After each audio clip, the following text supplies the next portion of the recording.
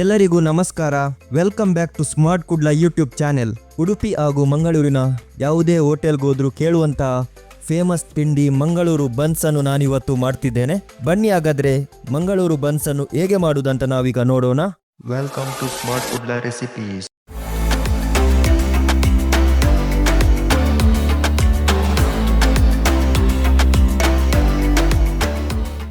ನಾನಿಲ್ಲಿ ಚೆನ್ನಾಗಿ ಹಣ್ಣಾಗಿರುವಂತಹ 4 ಸಣ್ಣ ಕದಳಿ ಬಾಳೆಹಣ್ಣನ್ನು ತೆಕೊಂಡಿದ್ದೇನೆ. ಯಾವುದೇ ಬಾಳೆಹಣ್ಣನ್ನು ಬೇಕಾದ್ರೂ ನೀವು ತೆಕೊಳ್ಬಹುದು, ಆದರೆ ಸಾಫ್ಟ್ ಆಗಿ ಚೆನ್ನಾಗಿ ಹಣ್ಣಾಗಿರಬೇಕು.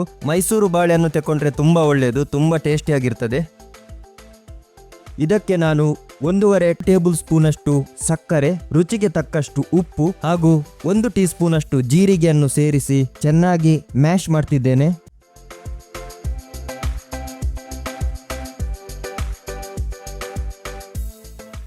ಇದನ್ನೆಲ್ಲ ಚೆನ್ನಾಗಿ ಮ್ಯಾಶ್ ಮಾಡಬೇಕು, ಬಾಳೆಹಣ್ಣಿನ ತುಂಡು ಉಳಿಬಾರ್ದು.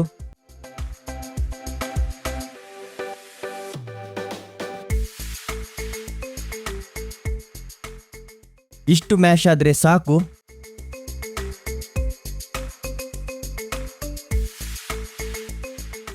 ಇದಕ್ಕೆ ನಾನೀಗ ಅರ್ಧ ಕಪ್ಪಷ್ಟು ಹುಳಿ ಇಲ್ಲದ ಮೊಸರು ಹಾಗೇನೆ ಅರ್ಧ ಟೀ ಸ್ಪೂನ್ ಅಷ್ಟು ಅಡುಗೆ ಸೋಡಾ ಅಥವಾ ಬೇಕಿಂಗ್ ಸೋಡಾವನ್ನು ಸೇರಿಸ್ತಿದ್ದೇನೆ. ಈಗ ಇದಕ್ಕೆ ಮೈದಾ ಹಿಟ್ಟನ್ನು ಸೇರಿಸಿ ಚೆನ್ನಾಗಿ ಮಿಕ್ಸ್ ಮಾಡ್ತಿದ್ದೇನೆ. ಚಪಾತಿಗೆ ನೀವು ಹಿಟ್ಟನ್ನು ಹೇಗೆ ಕಲಿಸ್ತೀರೋ ಹಾಗೇನೆ ಕಲಿಸ್ಬೇಕು. ಎಷ್ಟು ಬೇಕು ಅಷ್ಟು ಮೈದಾವನ್ನು ಸೇರಿಸಿ ಹದ ಬರುವವರೆಗೆ ಚೆನ್ನಾಗಿ ಕೈಯಿಂದ ಮಿಕ್ಸ್ ಮಾಡಬೇಕು. ನೀವಿಲ್ಲಿ ಮೈದಾ ಹಿಟ್ಟಿನ ಬದಲು ಗೋಧಿ ಹಿಟ್ಟನ್ನು ಸಹ ಬಳಸ್ಬೋದು, ಆದರೆ ಅಥೆಂಟಿಕ್ ಮ್ಯಾಂಗ್ಳೂರಿಯನ್ ಬನ್ಸ್ ಟೇಸ್ಟ್ ಬರುವುದು ಮೈದಾ ಹಿಟ್ಟಿನಿಂದ ಮಾತ್ರ.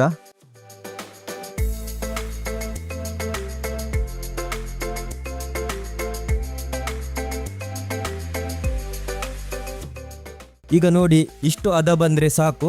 ಇದಕ್ಕೆ ನಾನೀಗ ಮೇಲಿಂದ ಸ್ವಲ್ಪ ತೆಂಗಿನ ಎಣ್ಣೆಯನ್ನು ಹಾಕ್ತಿದ್ದೇನೆ. ಹಾಗೆಯೇ ತೆಂಗಿನ ಎಣ್ಣೆ ಎಲ್ಲ ಬದಿಯಲ್ಲೂ ಬರುವ ಹಾಗೆ ಸ್ವಲ್ಪ ಮಿಕ್ಸ್ ಮಾಡ್ತಿದ್ದೇನೆ.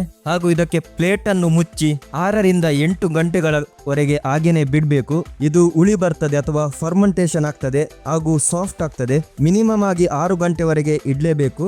ನಾನೀಗ ಹಿಟ್ಟನ್ನು ಇಟ್ಟು 7 ಗಂಟೆ ಆಯಿತು.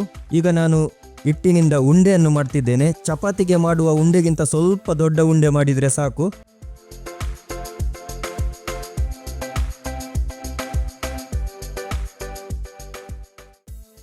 ಇಷ್ಟು ಹಿಟ್ಟಿನಿಂದ 4 ರಿಂದ 5 ಉಂಡೆ ಆಯಿತು.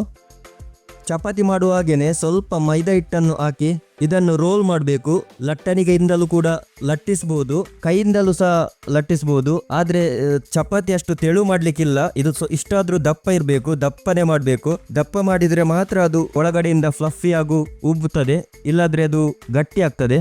ಒಂದು ಬಾಣಲೆಯಲ್ಲಿ ಎಣ್ಣೆಯನ್ನು ಚೆನ್ನಾಗಿ ಬಿಸಿ ಮಾಡಬೇಕು. ಎಣ್ಣೆ ಚೆನ್ನಾಗಿ ಬಿಸಿ ಆಗಬೇಕು, ಇಲ್ಲಾದರೆ ಬನ್ಸ್ ಹಾರ್ಡ್ ಆಗ್ತದೆ, ಹಾಗೇನೆ ಉಬ್ಬುವುದಿಲ್ಲ. ಈಗ ಎಣ್ಣೆ ಚೆನ್ನಾಗಿ ಬಿಸಿ ಆಯಿತು. ರೋಲ್ ಮಾಡಿ ಇಟ್ಟಂತಹ ಹಿಟ್ಟನ್ನು ಮೆಲ್ಲನೆ ಸೈಡಿನಿಂದ ಎಣ್ಣೆಯಲ್ಲಿ ಬಿಡಬೇಕು. ಸ್ವಲ್ಪ ಹೊತ್ತಿನಲ್ಲಿ ಎಣ್ಣೆಯನ್ನು ಹೀಗೆ ಮೇಲೆ ಹಾಕ್ತಾ ಇರಬೇಕು, ಹಾಗೇನೆ ಸೈಡನ್ನು ಚೇಂಜ್ ಮಾಡ್ತಾ ಇರಬೇಕು. ಎಣ್ಣೆ ಮೇಲೆ ಹಾಕಿದರೆ ಮಾತ್ರ ಬನ್ಸ್ ಉಬ್ತದೆ, ಹಾಗೇನೆ ತುಂಬ ಸಾಫ್ಟ್ ಆಗಿ ಬರ್ತದೆ. ಇದನ್ನು ಬ್ರೌನ್ ಆಗುವವರೆಗೆ ಫ್ರೈ ಮಾಡ್ತಾ ಇರಬೇಕು.